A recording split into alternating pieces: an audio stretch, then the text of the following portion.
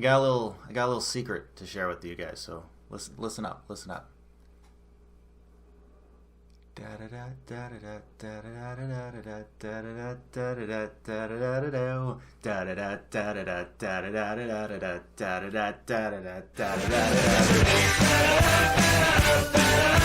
Wow. You have to get up, do what they do. But that was insane. Let's not get ahead of ourselves. Come on! I make go records, baby. I'm liking this.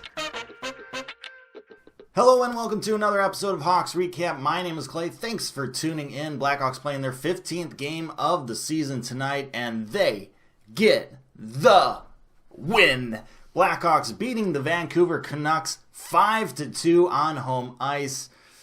Ooh, this one feels good. This one feels very good.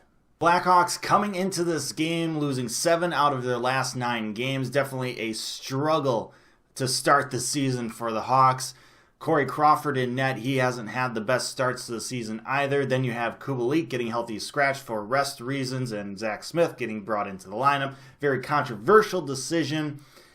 But beyond that, Vancouver coming into this game, starting the season very, very well. I mean, everyone knew they had a very young and talented roster, but like last year, is the defense going to be able to hang in there to allow them to make a playoff push? So far, so good this year. But we have this game, and there's got to be some PTSD for some Vancouver Canucks fans out there right now, because not only is there the victory Chelsea Dagger, but you have the 5 additional Chelsea Daggers due to the goals, and I don't care how tough of a fan you are, those chip away at you, those can't feel very good. But it feels good for us, and in the end, that's really all that matters, right? So the Blackhawks coming into this game after a very disappointing effort against the San Jose Sharks in their previous game. 3 shots in the first period, 5 shots in the second, 21 shots total.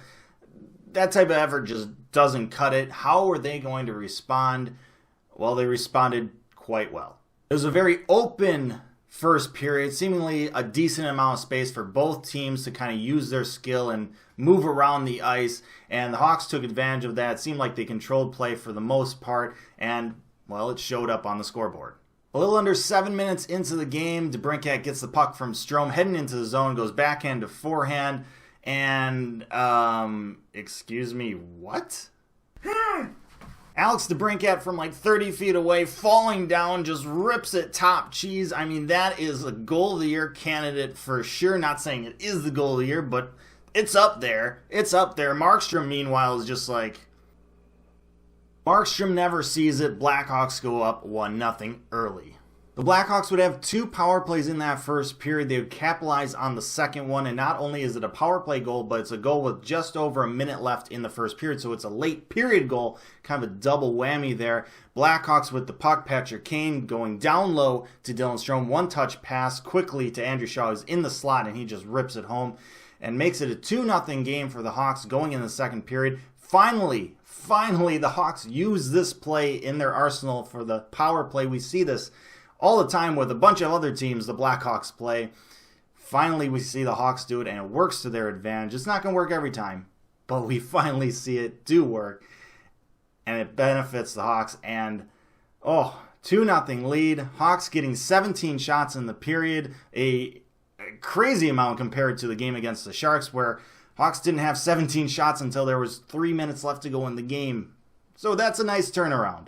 Now, the Hawks had 17 shots in that period, but Canucks, they also had 17 shots. It was a very quiet 17 shots for them. Like, you look at the box score, you're like, oh, really? They had 17 shots? And for them to not have a single goal off those shots, credit Crawford, big start to the game for him. Now, the second period, the Canucks did score a goal, and it came early on, a minute into the period, off their power play, which they carried over from the end of the first. And it was kind of one of those, I don't want to say fluky, but like, you know, it wasn't really the cleanest of power play goals. It was definitely kind of a dirty goal. It was like Doc's, first career NHL goal. It kind of goes off the body, or it looks like it goes off the body. It ends up hitting JT Miller's stick, but he's got it like right there. So just kind of tough goal. Hawks penalty kill I thought was pretty good in this game. They were 3 for 4. The only goal they gave up was this one. It was just kind of like, there's not a whole lot you can do. The puck was just thrown at JT Miller's chest, and he basically just banked it in off his body while his stick. And Canucks cut the lead to 1, and you're like, oh, good times are maybe over here. But the Hawks keep it at bay. They match Vancouver's effort in the second period. It wasn't one of those just horrific second periods from the Hawks, so that was good. Nice response from the Blackhawks after that first minute goal from the Canucks. Good period, even period. We go into the third. Hawks still up 2-1. Now the Canucks did shoot themselves in the foot in this game. 6 penalties total. 3 of them from JT Miller. He did have a goal, but when you have 3 penalties in a game, that's not good. Really limits the Canucks' ability to get into the game, and then with the 2 penalties in the third period, really prevented them from really making that push to tie the game, and the Blackhawks took advantage of it as you'd hope they would. Patrick Kane with a power play goal with a little over 5 minutes left to go in the game. Strome with a nice screen in front. Makes it 3-1. Pretty much seals the deal for this game, although technically it didn't because, well, Kampf would get an empty net shorthanded goal to make it 4-1. Then the Canucks would score a goal off a nice little tip in front of Crawford. Couldn't really do anything about that. And then Saad with another empty net goal. Final score, 5-2. So nice performance from the Hawks. Good bounce back win. A much needed win. Great performance from Crawford. 36 saves for him. Can't say enough about how he did, especially in that first period when the Canucks somehow got 17 shots, even though it didn't seem like it. Crawford made a number of really good saves to keep the Canucks off the scoreboard. I mean, that was big to start this game, especially with the skill the Canucks have. The Hawks, special teams, 2 power play goals. Penalty killing, 3 for 4. The 1 goal they gave up was, I mean, it happens sometimes, but leading up to this game, even in the losses, penalty killing has been good. You get the special teams seemingly turning the corner now, contributing to the Hawks games. That's going to help a lot. That's going to put this team in position to win games. You just need the offense to take advantage of that. In this game, they did. They get the win, and this team is just so bipolar. I don't know. Is there some medication we can get prescribed to just make our terrible games less bad? Because that would really help.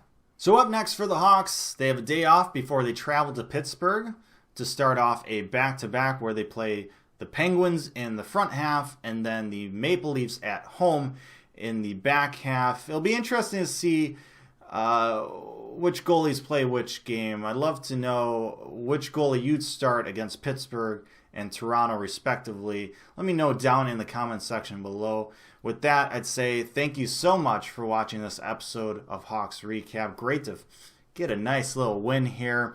Like, share, and subscribe. I appreciate that as always, but most importantly, stay safe, make good decisions, and I'll see you next time.